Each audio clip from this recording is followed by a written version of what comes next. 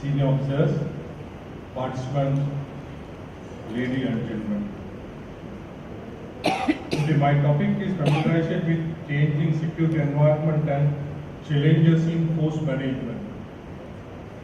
When I was preparing this lecture note, I have got everything from the internet and it is totally general knowledge, nothing to do with serious tactics. So, but this after my lecture, everything is subject to discussions, arguments, debates or counter arguments. I know most of the things you all are aware. I am just refreshing your minds on this general knowledge topic.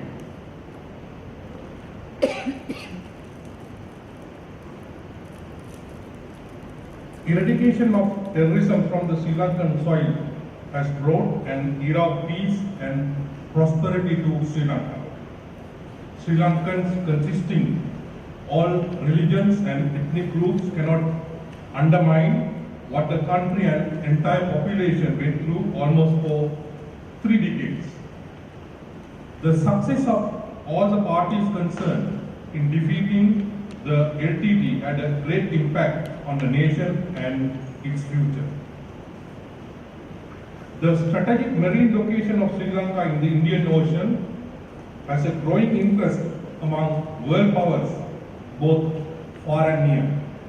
In this context, it is crucially important and essential to familiarize ourselves as a force in changing security environment, both internally and externally, to implement a multifaceted approach towards the betterment and development of Sri Lanka, covering political, economic and social efforts. It's a well-known fact that 30 years internal conflict hindered and destabilized our nation's progress in par with some of our neighbors in South Asia. Such an approach will also help us to determine required developments in the security domains and to restructure in order to evolve as a professional army that can function in par with our counterparts regionally and internationally. The following aspects, in my view, emerge as most significant areas to be observed currently with the changing security environment in Sri Lanka. Soon after May 2009, there were a number of pressing concerns that had to be dealt with urgently. These immediate post-war challenges included accommodating and ensuring the welfare of nearly 300,000 internally displaced persons, undertaking demining and the reconstruction of infrastructure, resettling the IDPs, rehabilitating nearly 12,000 ex-combatants, reintegration of rehabilitated ex-LTT cadres to society. It is not that, as of today, each and every one of above mentioned challenges have been successfully dealt with. With the swift addressing of these immediate post-war requirements, the government turned its attention to the restoration of normalcy. One of the first objectives in this regard was the restoration of the civil administration in the north and east. During the previous decades, while the LTT was in control of these areas, the government administrative machinery remained in existence but had not been able to function independently. After the war ended, the military had to undertake some of the duties of the civil administration until sufficient capacity could be built up within the system for it to function effectively without external support. As this required capacity was gradually being built up, the tasks undertaken by the military were handed over to the civilian counterparts, and the involvement of the military in these administrative matters was stopped. The disengagement of the military from administrative and law and order functions has not only been one of the steps towards normalization that has been effected by the government in the post-conflict period. Several other steps were taken shortly after the war intended to ensure that people in the former conflicted areas could return to life under normal conditions as soon as possible. Restrictions that had to be in place during the war security purposes had to be removed. These included restrictions on movement on land due to the maintenance of high security zones, limitations on fishing, including restrictions on outboard motors and the times and locations in which fishing could take place, as well as restrictions in trade of certain items that could be used for offensive purposes. All of these restrictions were removed in stages after the end of the war.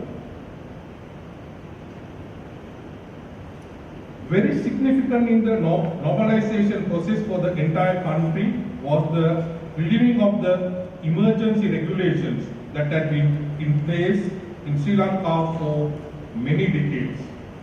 These regulations gave wide-ranging powers to law enforcement authorities and were necessary during the war for the upholding of security in the country at large. Irrespective of the conflicts that may exist within the various LTT-linked groups, we must understand that all of them are united by a common agenda. Their unwavering intent is the division of Sri Lanka and the establishment of a separate state. There are several strategies through which they will try to achieve their objective.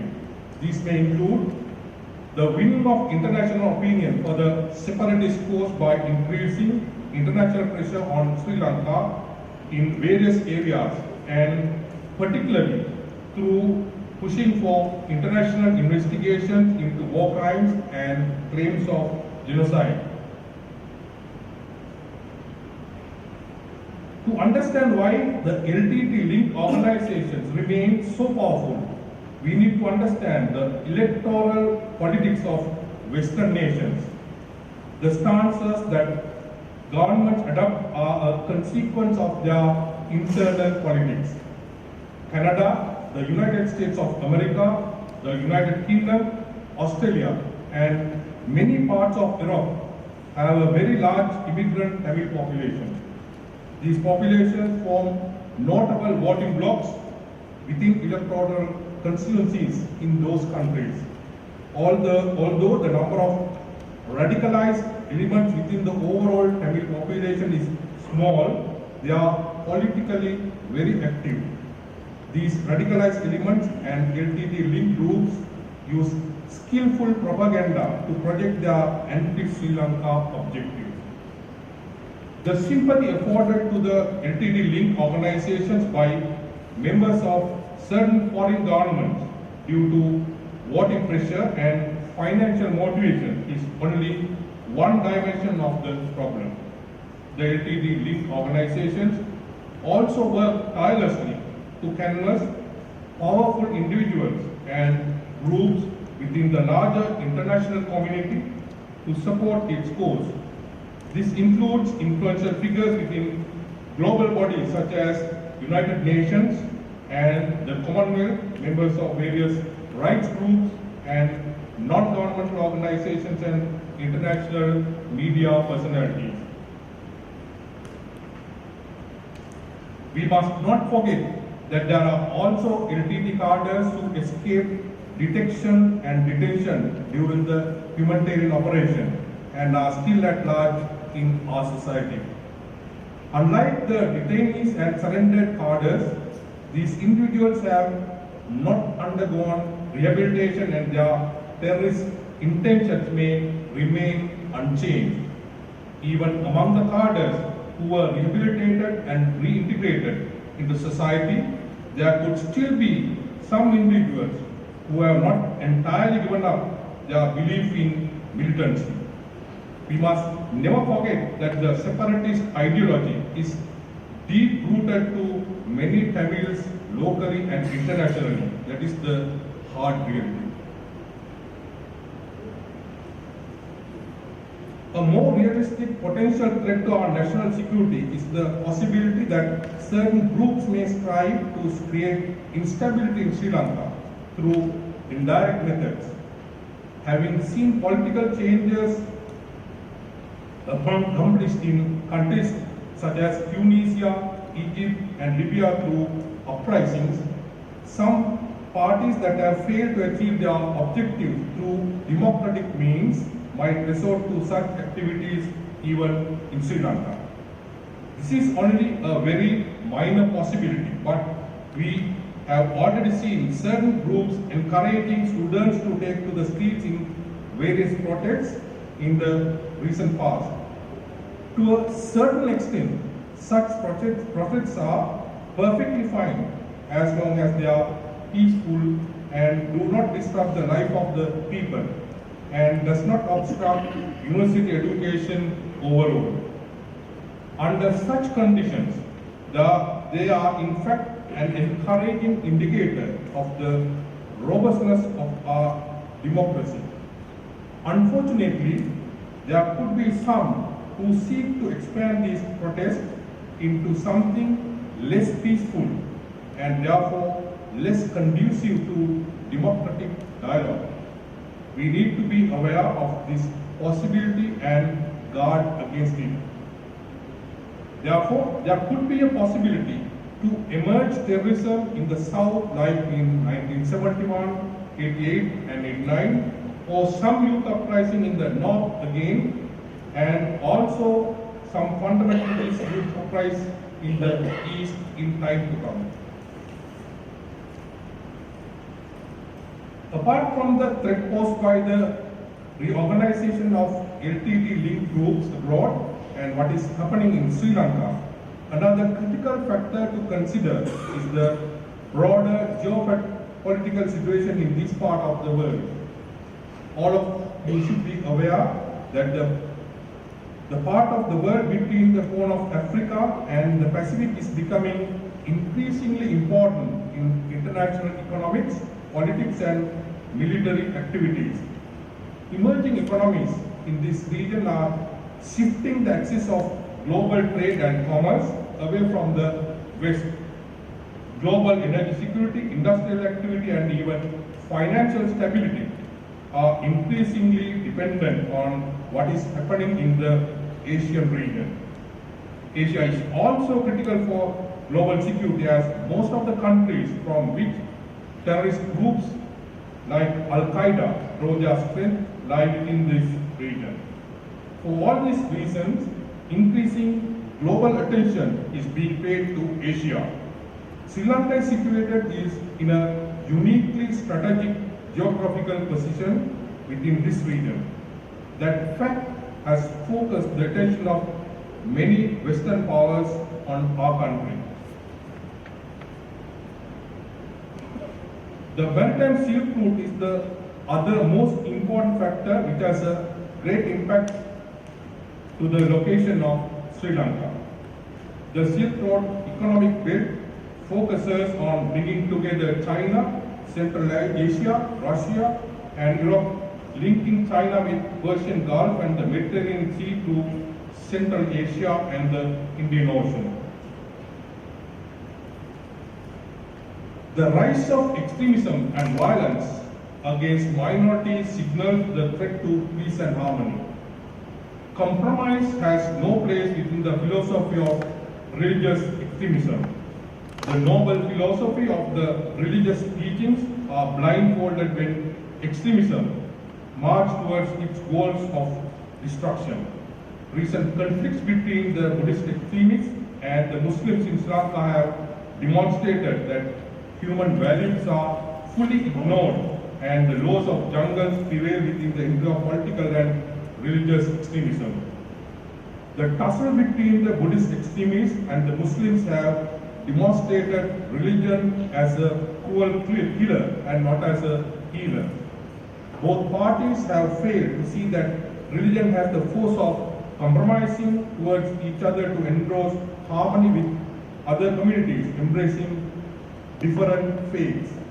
The behavior of both factions, deviating from the concept of righteousness, have only demonstrated that they were preaching false religion similar to some type of cult organizations.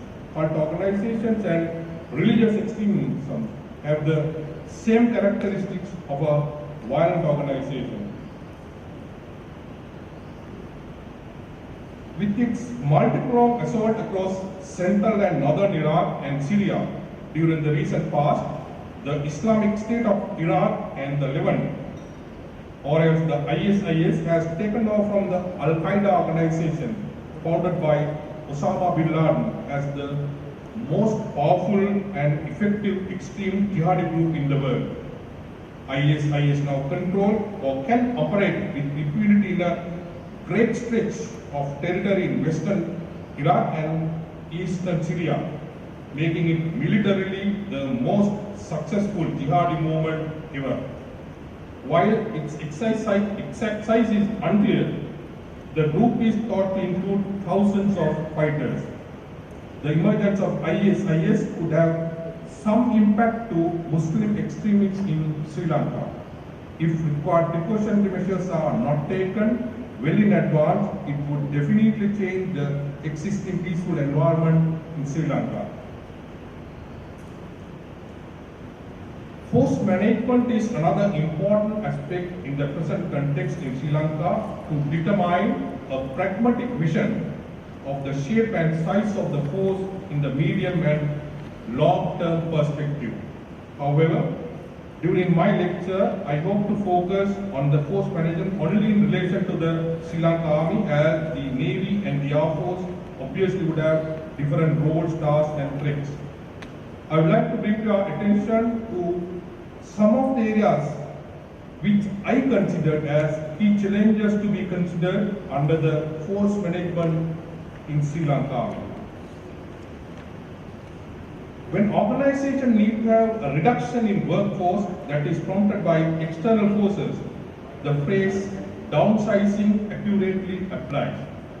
Downsizing is a reactive process. Most of the time it is a depressing, destructive process. Being put in the position of having to lay people off is not pleasant for any manager. When you are coping with downsizing, it can feel that your time and effort is non-productive. Although the phrase right-sizing has been used in some organizations as a nice way for downsizing to make it seem more pleasant than it is, they are not the same thing. Right-sizing is a proactive and needs to be a constant part of the process of managing an organization. To do right-sizing of an organization, the leaders must look at the existing needs and trends, technologies, alternative approaches and new ideas. They focus their attention to the future and where the organization should be headed. Newly clarified or refined strategic direction often gives leaders new insights about what skills will be needed within the organization to head in that new direction. To sustain the right shape and size of an organization, proactive leaders realize that they are dealing with a dynamic process. What is right for the organization today may not be right tomorrow. Right sizing is a creative, constantly exciting process of adjusting an organization to be the most efficient, effective, competitive and profitable it can possibly be. This is something that before my lecture other two senior officers discussed. In fact, I prepared this beforehand, so this is again a requirement. Military doctrine is the expression of how military forces contribute to campaigns, major operations, battles and engagements. It's a guide to action rather than hard and fast rules. Doctrine provides a common frame of reference across the military. It helps standardize operations, facilitating readiness by establishing common ways of accomplishing military tasks. Doctrine links theory, history, experimentation and practice. Its objective is to foster initiative and creative thinking. So, as it was highlighted in previous two lectures, there is a requirement to have our own doctrines for our future requirements. This was also discussed by the two senior officers. Acquiring new technologies and modern sophisticated weapons to army will have a great advantage always on any battlefield around the world. This is again another challenge when it comes to future battles. Cyber warfare is internet-based conflict involving politically motivated attacks on information and information systems. Cyber warfare attacks can disable official websites and networks, disrupt or disable essential services, steal or alter classified data, and cripple financial systems, which will be a greater challenge in time to come in for any force all over the world. This is something new. An army aviation unit is an aviation-related unit of a nation's army, often described as an air corps. These units are generally separate from a nation's dedicated air force and usually comprise helicopters and light support fixed in the aircraft. I hope all those officers who are here, who have fought the battle during the humanitarian operation and during the last 30 years of war, will agree with me the necessity of having our own air corps for our operation within Sri Lanka. The educated person is usually a good citizen. Education makes a man right thinker and a correct decision maker. Therefore, enlistment of educated people will help the organization to perform better. I wanted to highlight this because during the humanitarian operation, all of you must be knowing the enlistment, the recruitment was rapidly done, and there were people who did not know even to write their own name, who did not know even their date of birth. So we must have some standard. If we are going for professionalism, if we are going to have a better army, we must have some standard, because in the case of Navy and the Air Force, they do not have this sort of thing. So we must have in future, especially during the peacetime, we must have some standard even for recruits. A professional intelligence apparatus should be able to evaluate the rival's capabilities and intentions and enhances its military capability by increasing the effectiveness of its own weapon system and reducing the effectiveness of the rival's weapon system. Intelligence superiority also yields an advantage in deterrence and preemption. We know that our intelligence organization has played a very important role during the humanitarian operation and even before, but we'll have to improve it professionally to do the professional intelligence work. This is something again which was proved during the humanitarian operations. Small group operations have been essential factor in almost all wars. There have been so many successful operations carried out by small groups during our 30-year conflict with the LTT. The small group operations have a force multiplying effect to the overall war fighting strategy. Therefore, due consideration should be given to train troops on small group operations. Again, this is another factor that was proved during the humanitarian operation. The combat efficiency of a fighting force depends upon the total strength and effectiveness of its military leadership, especially the junior leaders. The history of warfare reveals with examples where personal bravery and leadership of junior leaders had averted many disasters. Therefore, effective training to junior leaders will always be advantageous to a professional army. When disaster strikes, response must be rapid, coordinated, and appropriate to ensure that crisis is mitigated by effective delivery of relief and aid. We must always remember that only the military has the manpower, equipment, training, and organization necessary to gather the relief effort required during a disaster. Hence, a clearly defined role for the armies in disaster management is required. Another new aspect that I thought, every person is entitled to a certain fundamental rights simply by the fact of being a human. These are called human rights in very brief. They are rights because they are things you are allowed to be, to do, or to have. These rights are therefore your protection against people who might want to harm you, hurt. They are also there to help us to get along with each other and live in peace. Therefore, as members of the armed forces, it is absolutely necessary for all of us to know what human rights are. When human rights are not well known by people, abuses such as discrimination, intolerance, injustice, oppression and slavery can arise. Then about the constitution, being members of the armed forces, again as in the peacetime, in the members of peacetime army, then constitution of a country is very much essential for every citizen to know. So being members of the armed forces, it is very much essential. The constitution of a country is a set of rules regulating the powers of its government and the rights and duties of its citizens. Again, all members of the armed forces must have some knowledge about the constitution of our country. A successful national security strategy and proper force management are fundamental to economic growth as well as political stability, especially as the Sri Lanka's marine location is becoming crucially pivotal to its territorial integrity and sovereignty of its people. As such, familiarization with changing security environment and identifying the challenges in force management will have a direct bearing to the vision of the shape and size of the force in the medium and long-term perspective. Thank you very much.